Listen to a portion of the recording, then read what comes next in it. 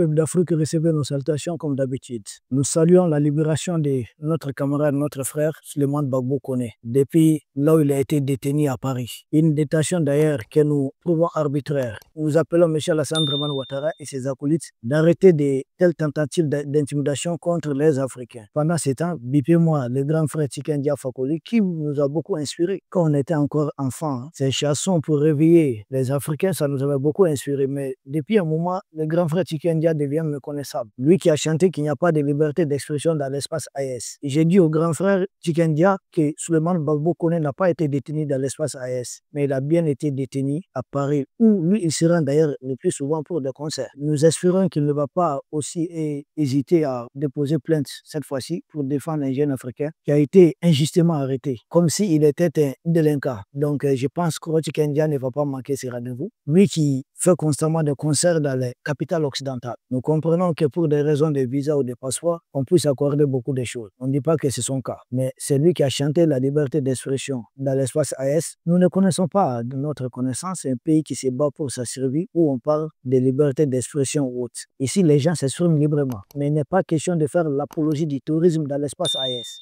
Si pour permettre que des gens s'expriment sur le tourisme librement, c'est-à-dire soutiennent le tourisme dans une communication à peine voilée souvent, si c'est ça la liberté d'expression, on n'en veut pas ici. Et d'ailleurs, pourquoi le frère Souleymane Gbagbo Koné a été interpellé de l'autre côté? Il en est de même, un peu partout. Liberté d'expression, mais nous savons que, Macron l'a dit, que tous les médias qui visent à désinformer contre leur pays, ces médias ne peuvent pas y mettre là-bas. La simple preuve, il y a des médias à risque qui ont été fermés là-bas. Pourquoi on veut que les pays de l'Est puissent permettre à tous les médias de travailler ici? Ce n'est pas possible. Donc, nous disons merci pour tous ceux qui sont mobilisés, les frères et sœurs africains qui sont mobilisés pour la libération de notre frère Souleymane Gbagbo Koné. Chers frères et camarades, recevez mon message d'encouragement, surtout mon soutien renouvelé. Nous sommes connus sur Afrique Média. Dès lors, nous avons de très bons rapports. Merci beaucoup. La lutte ne fait que commencer. Ceci est un peuple d'Afrique. Les pays de l'Est ont leurs drapeaux. Et il y a les drapeaux qui flottent. Et dorénavant, vous savez, il y a une cérémonie au niveau du Mali, au Burkina. Le Niger, je n'ai pas encore l'information. Sans doute, c'est aussi le cas où c'est dans les jours à venir. Il y a eu la cérémonie solennelle de la montée des couleurs de l'AES ici au Mali. Au Burkina aussi, c'est le cas. Au Mali, ça a été présidé par son Excellence, le président Assimi Goïta, et président en exercice de la Confédération de l'AES. Au même moment, ça a été présidé du côté du Burkina Faso par son Excellence Ibrahim Traoré, président de la République du Burkina, président donc du Faso, chef de l'État. Très bonne cérémonie. Donc les drapeaux, les couleurs de la CEDEAO, donc après 50 ans, les couleurs de la CEDEAO ne flottent plus dans nos palais présidentiels. C'est fini. Ça a été remplacé par les couleurs de l'AES. Les couleurs de l'AES, la couleur qui nous frappe surtout le plus, la couleur qui est le plus utilisée, c'est la couleur verte. La couleur verte, comme c'est dit par nos officiels, c'est l'espoir. L'espoir des peuples de l'AES. L'espoir des peuples d'Afrique placés autour de l'AES. L'espoir de cette Afrique qui se libère. Et c'est la prospérité. Nous allons mettre fin à cette image erronée qui est présentée de nos pays comme des pays étant pauvres, des pays de misère. Or, nous avons tout. Le Niger est le pays qui est 6e réserve mondiale d'uranium et être considéré parmi les 3 pays les plus pauvres. C'est que quelque part, ça ne va pas. Au Mali, la cérémonie a été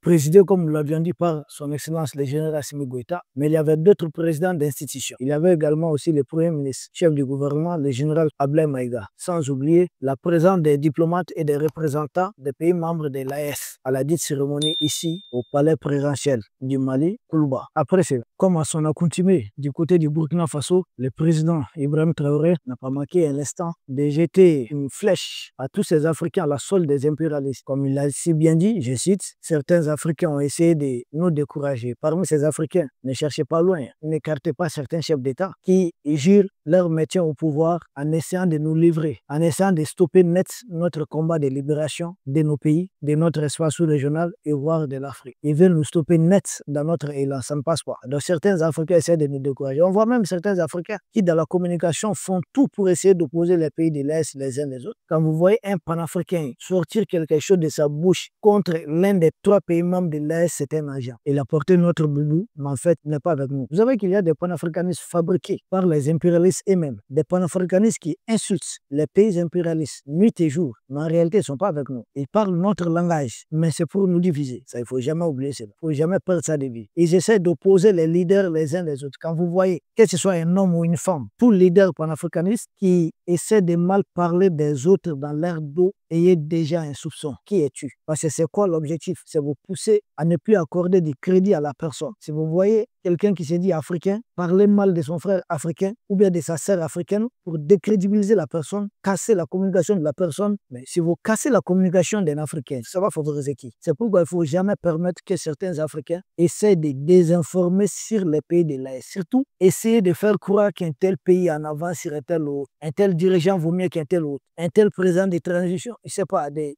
parlements vaut mieux qu'un tel autre. Un tel ministre vaut mieux que dans l'espace AES. Ça, il ne faut jamais tomber dans ce jeu. C'est des agents en mission. Vous serez surpris. À présent, je sais, il y a des gens, on va jurer que c'est vraiment des vrais panafricains qui luttent pour la lutte de la libération. Mais je vous dis, c'est une question d'État. Vous avez les Oumar Maroko qui sont en France là-bas. Là. Imaginez un politicien malien qui a été plusieurs fois candidat à la présidentielle. Beaucoup le croyaient ici anti-France-Afrique. Mais où est-ce qu'il a trouvé refuge? En France. Il va fréquemment chez Alassane Ouattara. A-t-il été alors une seule fois anti-France-Afrique? Non. Il a porté l'habit panafricain. On le voit avec des discours contre la France. Mais quand est venu le moment de pratiquer, c'est-à-dire de pratiquer une politique contre la France-Afrique, il a trouvé des moyens pour s'échapper, trouver une bonne esquisse, essayer de commettre des dégâts. Et là même, il est juste recherché.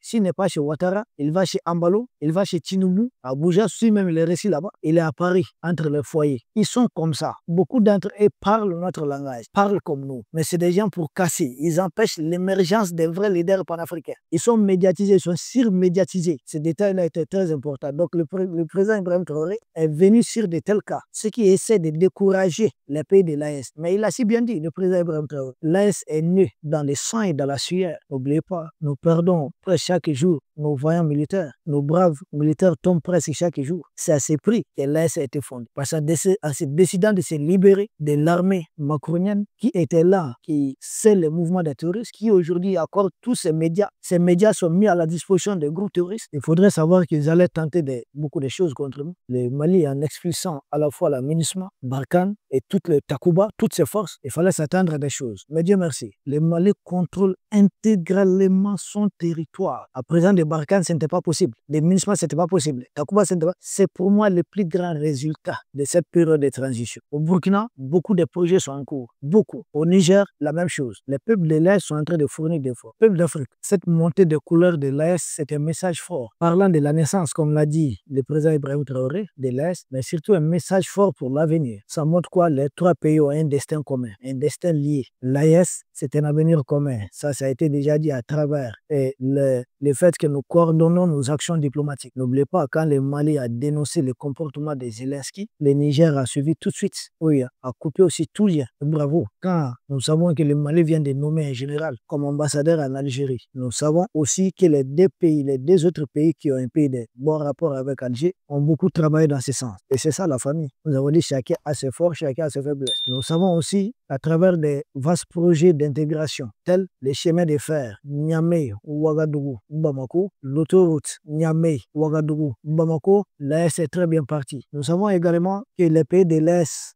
ont décidé de coordonner leurs actions pour lutter contre la désinformation et la propagande des médias impérialistes. Donc l'AES va créer sa propre chaîne de télévision, en tout cas son réseau de communication, pour remporter aussi la guerre de communication. D'ailleurs, la guerre de communication, nous pensons que Dieu merci, ils n'ont pas pu, parce qu'en plus de suspendre les médias propagande, des voix sont données de part et d'autre. Merci pour cette libération des frères Suleiman Gbagbo Koné. Peuple d'Afrique, au niveau de la sécurité et de la défense, le combat va bien aussi. Les choses s'améliorent. Les trois armées coordonnent ensemble. Nous avons une force de 5000 hommes créée, donc quiconque veut déstabiliser une institution ici comprend le sort qui lui est réservé. C'est ça l'AES. Donc bravo à l'AES. Nous ne pouvons que prier, bénir pour que l'AES, à notre présence ou après nous, ce qui viendra après nous, ils tiennent très fort ces drapeaux, qu'ils soulèvent, qu'ils portent encore très haut les drapeaux de l'AES. Qu'ils sachent qu'il y a une génération qui s'est donnée à fond, sans repos, sans répit. Le pays qui va désirer adhérer à l'AES n'aura d'autre choix que de rejoindre notre espace monétaire. Les